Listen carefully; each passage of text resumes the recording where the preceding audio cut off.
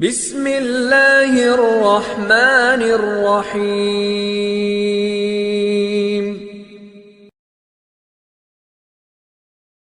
چلے جی ایک بہترین کھرا نکالنے لگا۔ کھوجی کا کیا کام ہوتا ہے؟ کھرا نکال۔ چور آپ نے پکڑنا،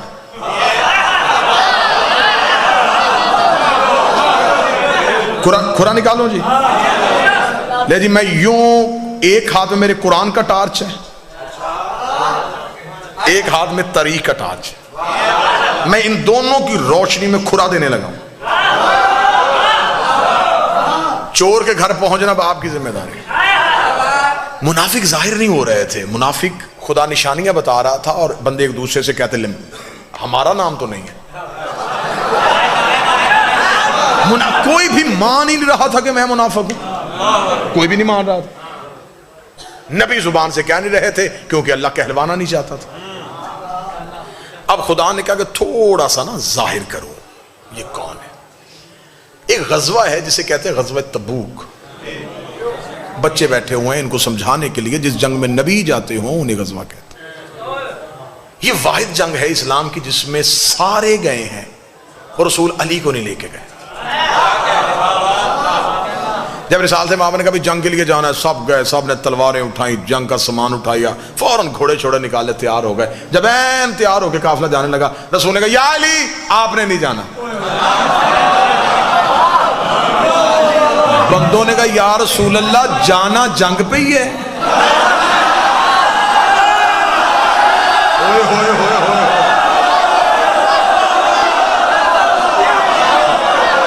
یا رسول اللہ جانا جنگ پہ ہی ہے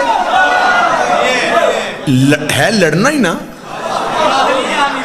رسول نے کہا ہاں لڑنا ہے۔ تو علی، رسول نے کہا نہیں علی نے نہیں جانا۔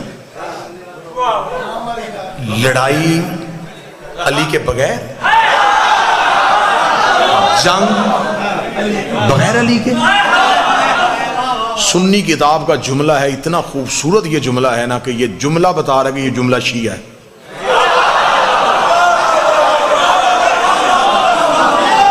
دیکھیں ہم حقوق غصب کرنے والے لوگ نہیں ہیں، سنی کتاب کا جملہ مجھے شیعہ لگ رہا ہے کیونکہ جملہ بڑا بے باک سا جملہ ہے۔ سنی کتاب سے جملہ لے کے پڑھنے لگا، چوم کے پڑھنے کو دل کر رہا ہے، اتنا خوبصورت جملہ ہے۔ جب انہوں نے کہا یا رسول اللہ علی کو نہیں لے کے جانا، رسول نے فرمایا کیونکہ اللہ نے کہا ہے کہ سب کو لے کے جا۔ اب سارے جا رہے ہیں، پیچھے مدینے میں مسلمانوں کی عورتیں اور بچے اکیلے ہیں، پیچھے بھی تو کسی شریف کو چھوڑ کے جانا ہے۔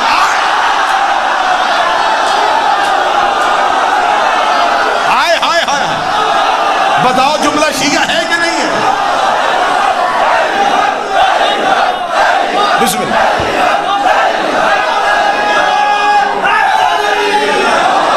تو پیچھے بھی تو کسی باعزت کو چھوڑ کے جائیں نا، جو مسلمانوں کی عزت مال ناموس کی حفاظت کرے۔ یا علی آپ رکیے، چلو بھائی۔ اب وہ سفر کتنا مشکل تھا میں لفظوں میں نہیں بتا سکتا۔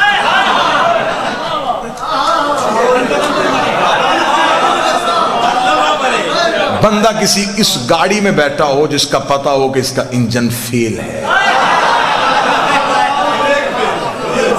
تو وہ سفر ہنستے ہوئے ہوتا ہے، کوئی چپس کوک پیتے ہوئے گزرتا ہے۔ یا اللہ یا اللہ، بس یہ سفر وہی تھا۔ ڈرے سہمے جنگ علی نہیں، مدینے سے نکل کے بھی مڑ کے مدینے آخری بار شہر دیکھ رہے ہیں، پھر پتہ نہیں آؤ ہو کہ نہ بچے یا نہ بچے۔ یہ بڑا اب اس میں اللہ کا منصوبہ کیا تھا؟ منافق کو ظاہر کرنا تھا۔ تقریر کا پہلا جملہ یہ میری پرکار ہے اور اسی پہ میں نے گھومنا ہے۔ کافر چاہتے تھے کہ علی ہٹے تاکہ محمد پہ حملہ ہو، اللہ تبوک میں چاہتا تھا کہ علی ہٹے تاکہ یہ محمد پہ حملہ کریں، منافق ظاہر ہو۔ یہ علی کے خوف کی وجہ سے سہمے ہوئے ہیں۔ ذرا علی کا خوف ختم کرو. علی مدینے رہ گئے, یہ جنگ کے لیے, جنگ ہونی نہیں تھی, وہ نہیں ہوئی. جو سامنے لشکر تھا انہوں نے لڑنے سے انکار کر دیا, وہ واپس پلٹ گئے. آدھے رستے سے رسول واپس آ گئے. جب رسول واپس آئے تو اب تسلی ہو گئے بندوں کو کہ اب بچ گئے. اب جب تسلی ہو گئی کہ اب بچ گئے, تب انہوں نے کہا کہ اب یہ نہ بچے.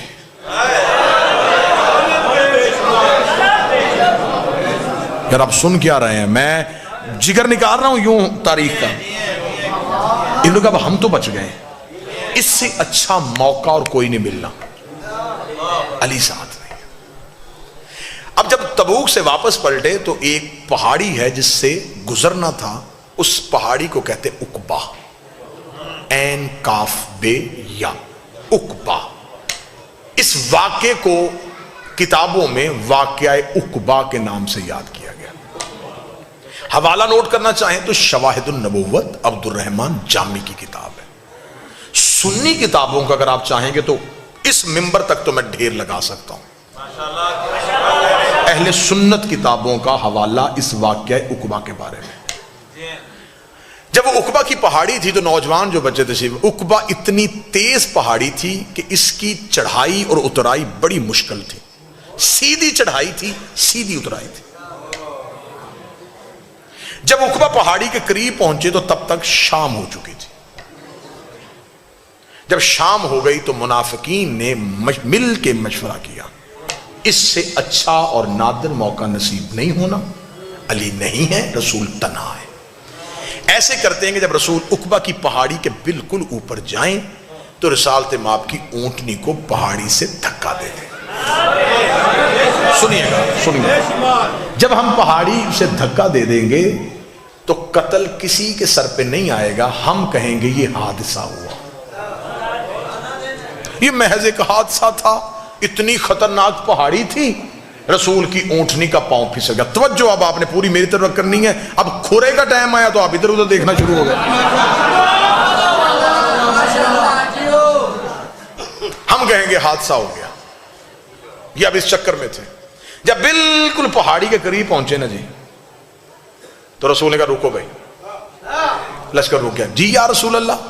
فرمایا ابھی جبریل آیا ہے, اس نے اللہ کا حکم دیا ہے, میں اکیلا اوپر سے جاؤں گا, تم سارے نیچے سے جاؤ.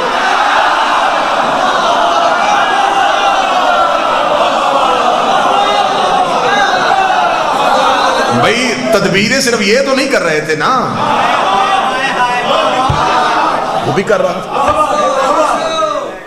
منافقین نے کہا دیکھیں یا رسول اللہ, آپ کا حکم ہے, اللہ کا حکم ہے, ماننے کو تیار ہے, رستہ بڑا خطرناک ہے, یہ آپ سے اکیلے کیسے ہوگا؟ فرمایا اللہ نے جنہیں لے کے جانا ہے ان کا نام بھی بتا دیا.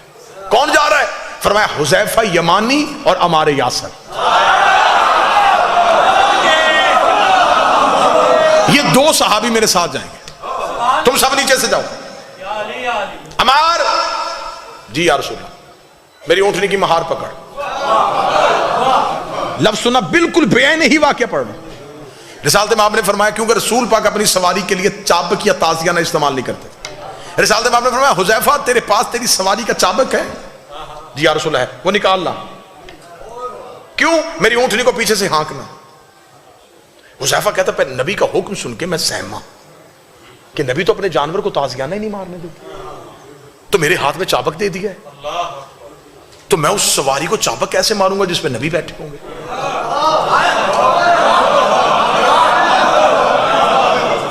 اسے کہتے ہیں صحابیت.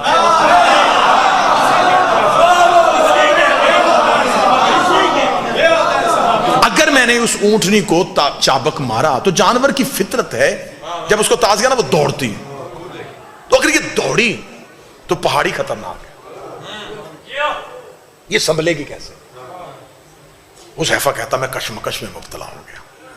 سفر شروع ہوا, اللہ نے اتنا گہرا اور گھنا اندھیرا کر دیا کہ حذیفہ کہتے کہ مجھے اپنا ہاتھ بھی نظر نہیں آ رہا. خطرناک پہاڑی, اندھیرا. حذیفہ کہتا کہ جب ہم بالکل پہاڑی کے اوپر جا رہے تھے تو اب منافقین نے کہا کہ اگر نبی نے رستہ بدلا ہے تو اب ہم نے تدبیر نہیں بدلنی, ہم نے آج کا موقع ضائع نہیں کرنا. ہم پیچھے سے اپنے گھوڑوں کو دوڑائیں گے پیچھے, سے جا کے نبی کی اونٹنی کو دھکا دے کے ہم واپس آ جائیں گے. ہم کہیں گے نبی نے ہمیں ساتھ لے کے گئے ہی نہیں, ساتھ لے کے جاتے ہم حفاظت کر لیتے. اب تدبیر ادھر سے پلٹی گئی. قتل علی پڑھنے لگا ہوں, قتل علی, جڑیں دکھانے لگا ہوں کہاں سے نکل رہی ہیں. انہوں نے کہا ایسے کرتے ہیں کہ ہم پیچھے سے جائیں گے. جب بالکل پہاڑ کے درمیان میں پہنچے انہوں نے پیچھے سے گھوڑے دوڑائے, سر پٹ گھوڑا دوڑا اوپر کی جانب. جب گھوڑا تیز رفتاری سے اوپر کی طرف دوڑ رہا تھا ایک تیز چڑھائی پہ, رسالت باب نے آواز, حذیفہ, جی یا رسول اللہ, یہ جو چابک میں نے تجھے دیا ہے نا ان کے گھوڑوں کے منہ پہ مار.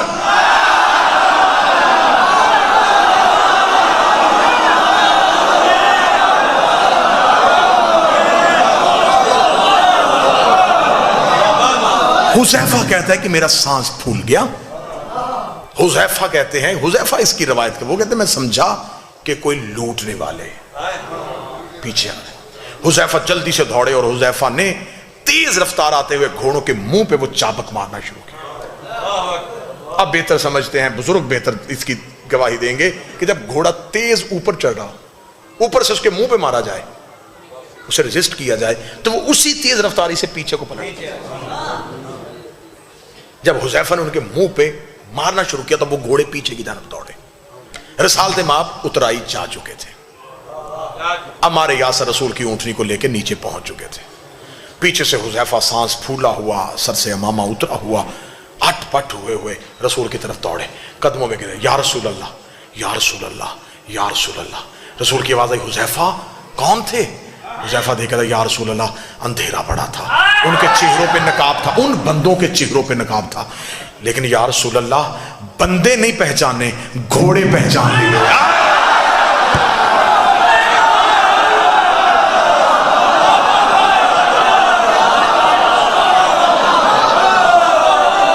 گھوڑے پہچان لیے. اب حذیفہ کہنے لگے, یا رسول اللہ یہ جو, کیونکہ عربوں میں گھوڑوں کی وجہ سے پہچان بڑی آسانی سے ممکن تھی. عرب تو کیونکہ سواری ان کی گھوڑا تھی, وہ تو گھوڑا بولتا تھا تو آواز پہچان لیتے تھے کس نسل کا ہے. اس کا میں نے بندے نہیں گھوڑے پہچان لیے, یہ فلاں فلاں کی سواری تھی. جب نام لگا رسول نے کہا خاموش. اب حکمت سننا, کھرا بالکل سر پہ پہنچ گیا ہے. اب میں نے یوں یہ رکھنا ہے اور کھرا پکڑا جانا ہے. اب میں نے دیکھنا کہ آپ چور پکڑتے کیسے ہیں. اب دیکھو گا ملتان کیسے محنت سنتا ہے. رسول نے فرمایا حذیفہ بندوں کے نام مدینے جا کے نہیں لینے. کیوں یا رسول اللہ, انہوں نے حملہ کیا. فرمایا اگر تم نے مدینے جا کے ان کے نام لیے تو اسلام کی تبلیغ رک جائے گی. لوگ کہیں گے کل مکے سے بندے مسلمان کر کے لے کے گیا, مدینے جا کے پرانی دشمنی کی وجہ سے قتل کر دیے, پھر کلمہ نہیں پھیلے گا, پھر دین نہیں پھیلے گا, اسلام یہیں پہ یہی رک جائے گا. ان کی وجہ سے میں اللہ کا دین روکنا نہیں چاہتا, میں تبلیغ مذہب کو روکنا نہیں چاہتا. انہوں نے کہا یا رسول اللہ تو یہ بھی تو کوئی بات نہیں کہ ان کی اتنی بڑی سازش, اتنی بڑی سازش, اللہ نے نام بھی نہیں لیے, آپ بھی کسی کا نام نہیں لینے دیتے, اللہ بھی نام نہیں لے رہا, آپ بھی کسی کا نام نہیں لینے دیتے. پھر بندوں کو کیسے پتا چلے گا جو قیامت تک کے لیے لوگ آئیں گے, انہیں کیسے پتا چلے گا کہ تیرے مخلص کون تھے, تیرے دشمن کون تھے؟ نبی نے کہا کیا یہ نشانی تھوڑی نہیں ہے, اگر یہ میری زندگی میں مر گئے تو میں جنازہ نہیں پڑھاؤں گا, میرے بعد مر گئے تو علی جنازہ نہیں پڑھاؤں گا.